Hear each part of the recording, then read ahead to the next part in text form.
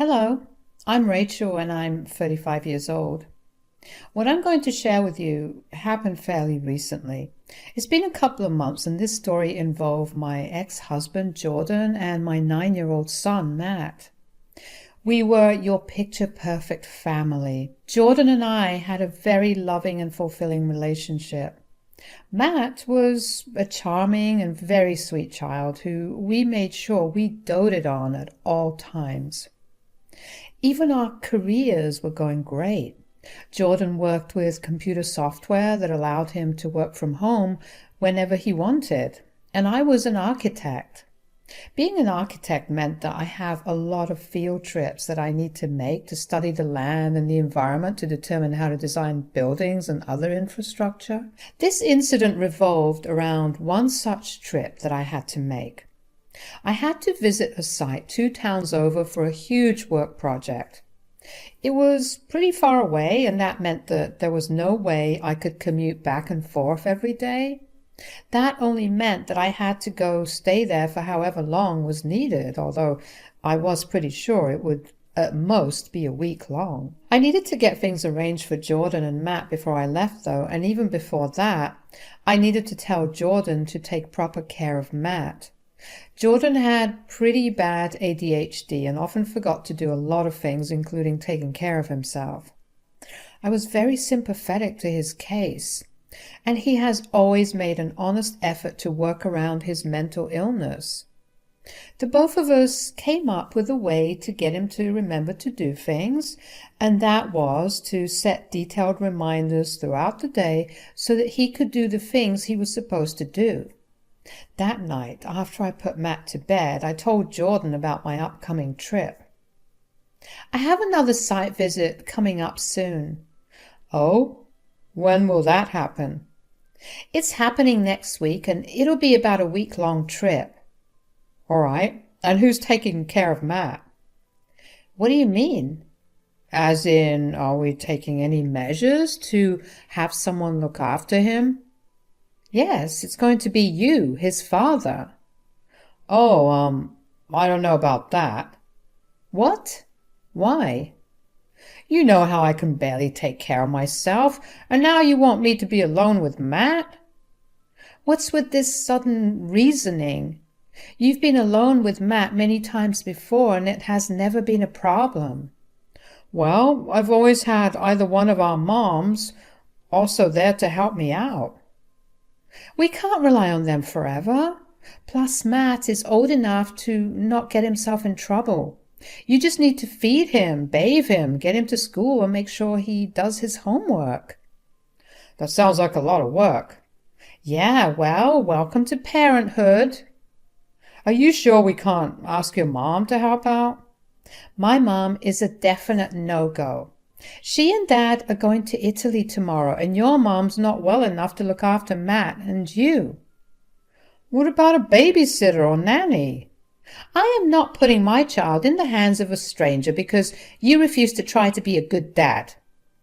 I am being a good dad. I know the things that I struggle with, and I know that I could hurt him. Don't worry about that. We'll set up reminders on your phone and I'll call you to remind you about what needs to be done. All right, whatever. I'm tired. Let's just go to sleep. I was really confused about why Jordan was so adamant about having someone else look after Matt. Matt was a very well-behaved child. I taught very early on how to take care of himself if he ever needed it, considering Jordan's ADHD. All Jordan had to do was monitor Matt at worst. I felt uneasy about it for the rest of the week. Something in my gut kept telling me that something was going to go wrong. It didn't help that Jordan barely spoke to me that week unless it was absolutely necessary for him to do so. I tried to ease my fears by, in a way, foolproofing my trip away from home. I bought a boatload of groceries, enough to last us a month. I made multiple reminders for Jordan, and I even set up reminders on Matt's iPad so he was aware of what needed to be done. I set up a checklist for what meals were to be eaten on what day, along with the recipes for the meals on the fridge. I even went as far as planning both Jordan and Matt's clothes for the week so they didn't have to worry about anything. The anxiety never went away, but there was nothing else I could do. Eventually, the day of my trip came and I got ready to leave. I hugged Matt goodbye and told him to reach out to me whenever he needed me. I turned to Jordan and told him about all the measures I'd taken to make his life easier while I was away and asked him to just go through the routine that I had set up. Jordan assured me that everything would be fine. I then set out for my trip. I tried my best to calm my anxiety and reminded myself that Jordan had done this before and was a good father. Once I got to the site, I got busy pretty quickly. I didn't have any time to check in on Jordan and Matt until I returned to my hotel room late in the evening. I called Jordan up at about 9 p.m. "Hey, Jordan, how's everything going?" "It's going great. How's the journey?" "Exhausting. I was on my feet for the whole day. After, I just got back to my room. I'm sorry I couldn't call you throughout the day like I promised." "It's okay. You set up enough reminders for me to even think of forgetting." "I just want both my boys safe, you know?" Yes. Thanks for all the things you did, although it does feel kind of insulting, you know." "It does? I'm sorry. I didn't mean to insult you in any way. You just told me that you were unsure of taking care of Matt all by yourself. I didn't want either of you getting hurt, so I took as many precautions as I could to make your lives easier." "Yeah, I get it, but I'm still Matt's father." "I'm sorry." "It's whatever." "Can I talk to Matt? How's he doing?" "Matt's fine. He's gone to bed now." "So early? He usually sleeps at around 10:30 after he watches his favorite cartoons." "Today must have been exhausting for him. I don't know." "Okay, well, just talk to him and see if everything's all right. Keep me updated also. I'll call you in the morning before you drop him off at school." "Yeah, okay. Good night." "Good night." I couldn't help but feel like something was seriously wrong. Call it a mother's intuition, but I knew that Matt was not okay. My boy loved his cartoons more than anything. We regulated it by allowing him to watch them after dinner, as long as he completed all his homework before. Besides, watching cartoons with him became a family thing because he felt included in Jordan and I's movie nighttime. For Jordan to tell me that Matt went to sleep because he was too exhausted meant that something was wrong. I wanted nothing more than to go back home and check in on what was happening. The only way I calmed myself down was by reminding myself that if something was seriously wrong, Matt could reach me. He hadn't messaged me, so it was all okay. The next morning, I called Jordan right before he dropped Matt off at school, but I got no answer. My worry only grew, but I figured that both of them must have slept in. I was upset that Matt was missing school, but as long as they were safe, I didn't mind it. That evening, when I tried to call Jordan again, he didn't pick up. We had no phone at home for me to call either, and Matt's iPad had no paid mobile number. We had bought a SIM card just to allow him to log into WhatsApp, which is how I expected him to contact me. When I texted him, my messages weren't delivering, and when I tried to call, the call wasn't going through. I was full-blown panicking at that point. Everything in my gut was screaming that something was very wrong. I called Jordan over and over again before he finally picked up. I tried my best to remain calm as he explained that there were Wi-Fi issues, which was why I couldn't get in touch with Matt. He told me that Matt had asked him if he could go for a sleepover at his friend's place, and he agreed to it. I'm no fan of sleepovers in general, but I knew Matt's friend and his family, so I was okay with it. I made sure to give Jordan a piece of my mind for ignoring my calls until he confessed that he had been gaming, and so he did not hear his phone ring. He also confessed both of them had slept in, and so they didn't end up dropping Matt at school. Hearing all that relieved me. I had no idea why I was so anxious about this. It really seemed so stupid to me, but pretty soon all my fears would make sense to me. If I had known what was happening when I was away, I would never have gone on the trip to begin with. The next day, I got too swamped with work to call until pretty late at night. Jordan told me everything was fine and that Matt was asleep. Nothing raised any alarms in my brain because it was almost midnight. The next day ended up being my last day on the site, although we still had some work to complete first. I was on my site till around noon, and then I made my way back home. I reached home at around 7 p.m. When I got there, I saw that all the lights in the house were off. I rang the bell, and no one opened the door, so I unlocked the door myself. The house was pitch black, save for the light coming in through the windows. I called out for Jordan and Matt and heard nothing. I tried to switch on the lights, but they didn't work. My heartbeat picked up. I used my phone's flashlight to make my way around the house. I walked into Matt's room and saw him curled up under the blankets. I pulled the blanket away and saw him curled up in the fetal position with his hands over his ears. He looked emaciated and filthy. He kept murmuring.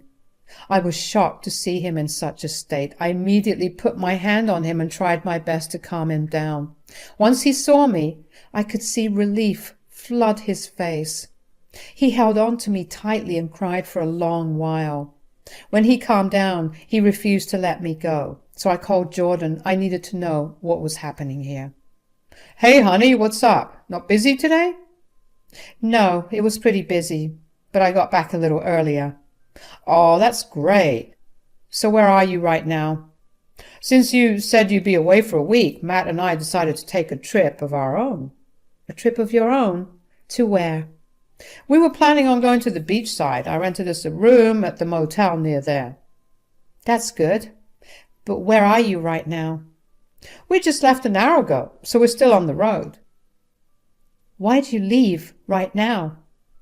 "Well, our mischievous boy only got done with his homework right now. I promised him we'd go only after he got done with it." "That's great. Can I talk to Matt? I'm sure that he's really excited to go." "Oh, yeah, the little man was jumping and screaming all over the place in excitement, but I can't give Matt the phone." "Oh? Why is that?" "He ate a lot of sugar, and the crash just hit him. He's knocked out. Which, I mean, is heavenly to my ears right now." Right. Just call me when you guys reach." "All right. You seem off. Is everything okay? You'd usually be really happy about this." "I am. I'm just really tired. It was super hot today, and I was on my feet the entire time. Not to mention I barely ate anything because I had no time." "Ah, all right. Take care of yourself and make sure you eat something." "I will. Drive safe." I had chills going down my spine. I didn't know where Jordan was, but all I knew was that he left my son at home all alone with no lights. If I hadn't come home, I didn't know what would have happened to Matt. Thankfully, I had recorded the entire call the second he started lying. I immediately called 911 and asked for assistance. They dispatched 2 cops to come check in on us. The cops asked some general questions, which I answered to the best of my ability. The cops tried asking Matt some questions, but he refused to talk. The cops asked me if it would be okay for them to come in and do a sweep of the house, and I agreed. A quick look in, and they told me that the main fuse for the electricity had been turned off. There had been no circuit breaks as far as they could tell, but they would have someone come over the next day to check it out.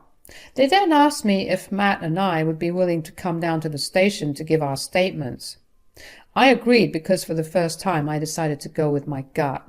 I knew that something was terribly off, and I wanted to know what it was. At the station, Matt still refused to speak, so I took him aside for a little while. I got him his favorite candy from the vending machine in the precinct and made sure he drank water. I carefully asked him what had happened after I left, and he was silent for a long while, so I asked him again. "Maddie, I need you to tell me what happened since I left. I'm really sorry that I let this happen to you. But if you tell me, then maybe we can get Daddy punished." "Dad will be punished?" "Yes, Yes, of course. If the police don't do anything, I will make sure to punish him myself. Daddy deserves it. Why? Why does Daddy deserve it? Daddy left me. Yes, I know, and he's a horrible, horrible man for doing that to you. When did he leave you? You left that day, and then Daddy told me to be a good boy and stay at home. He went to your room and began packing his clothes. You packed his clothes? Yes. He told me not to tell you anything. I told him that I would tell you if you asked. Then he got red. His face got angry. I got so scared, Mommy. My poor sweet child. I'm so sorry that happened. Did Daddy hurt you? No, but he went and switched a bunch of switches off and then pulled the big handle in the electricity box. He told me there was food in the fridge and that he would be back in 5 days. What? You were alone at home for 5 days? It was so scary, Mommy. So scary. I tried my best to be a good boy, I promise. Oh, honey, you were the sweetest and best boy. Did Daddy tell you where he was going? No, he didn't say anything. Okay, well, honey, you're safe now. Mommy's here, and she will never let anything like this happen to you ever again, okay? I need you to do me one small favor now. Will you be able to do it? What is it? I need you to tell the police everything you just told me. If you do, they can make sure that Daddy will get punished. Okay, I will do that. I was horrified. My heart ached for Matt. I could not even begin to imagine how scary it must have been for Matt to be locked in at home without any electricity. How cruel was Jordan for him to leave Matt at home without even electricity. And what had Jordan gone to do that was more important than his own son? The longer I thought about it, the bigger my rage grew. The cops took down my son's statement and took some pictures of him as proof. They also sent some officers back to our house to take pictures of the rooms, and on an emergency basis got someone to check the circuits in our house. There was no faulty wiring, so that meant that there wasn't any power trip. A quick check into our electricity bills showed that for the past 4 days, there had been no electricity used. I asked the cops to look into Jordan's whereabouts immediately because this was not something I was going to let go of. I asked them to get my son the justice he deserved for having endured the past 5 days. The cops assured me that they would bring Jordan in because what he did was considered child neglect and abandonment. In the state we lived in, it was considered a felony. We had ample proof of Jordan's crime, which meant that there was a high chance of him being convicted. They advised me to not go back in case Jordan came back and tried to harm us. I immediately called my best friend, Kylie, up and asked her if Matt and I could crash with her for the night. She sensed the urgency in my voice and agreed without question. When I got there, she took one look at Matt and looked very alarmed. But I told her that I needed to get Matt bathed and comfortable first. She quietly let me do what I had to do, and once I managed to put Matt to bed, I told her about everything that had happened. Needless to say, she was really angry and disgusted with Jordan.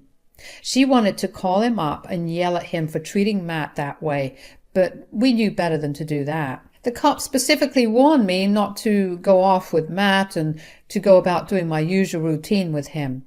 If he suspected anything was off, then he might just take off. Following my usual routine meant calling him the next morning pretending to want to talk to Matt and know more about the trip they were on. Even though I really didn't want to do it, I needed to get justice for Matt. Not to mention, I wanted to be there to see him fall. So the next morning, I called off from work and called Jordan at the usual time I would every morning. Jordan greeted me cheerily, and I wanted to do nothing more than punch his teeth out. But I kept with my pretense. He told me that he and Matt were set to leave by noon, so they were planning on having as much fun as they could before it.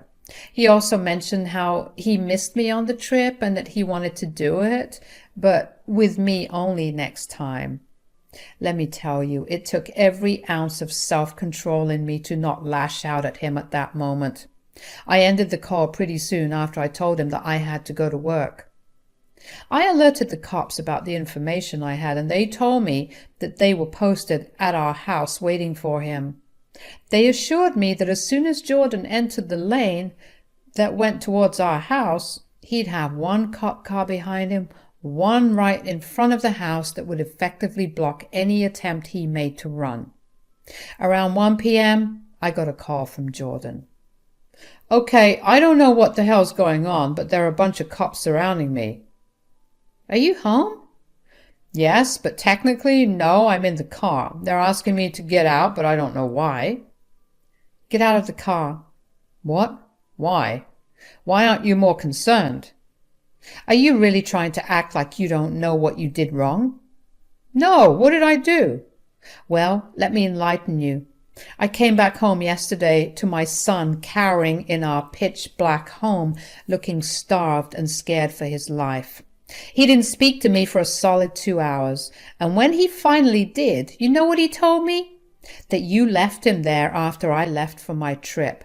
Not only did you do that, but you also purposely switched off the electricity, effectively cutting off every form of communication he had." "So you call the cops on me?" "Why wouldn't I? Do you feel no remorse? What did you even have to do? The kid was fine. It was just a few days." "Yes, a few days locked in with no heating or AC or any way to take his mind off of things. Just surrender. You're going to jail, and there's nothing you could say that will change that. I will make sure of it." Things after that got pretty messy. I was in court once a week as we went over the case over and over again. Jordan's lawyers kept trying to defend him, but the cops that had been looking over our case tried their very best to find any shred of evidence of his whereabouts and what he was doing. And then they found out that he was in another state, going to various parties, and was even spotted on multiple CCTVs making out with a variety of other women. Needless to say, Jordan had no defense after that. He was sentenced to 10 years of jail time, and let me tell you, there was nothing more satisfying than getting justice. I'm so grateful to the cops who worked tirelessly to help Matt and me out. I immediately filed for a divorce from Jordan and was quickly granted it. Matt and I are slowly moving on from everything. The very first thing I did was sell our house. Matt was terrified when we drove past it one day, and I knew that there was no way that I was going to let my son relive those traumatic days every single day for God knows how long.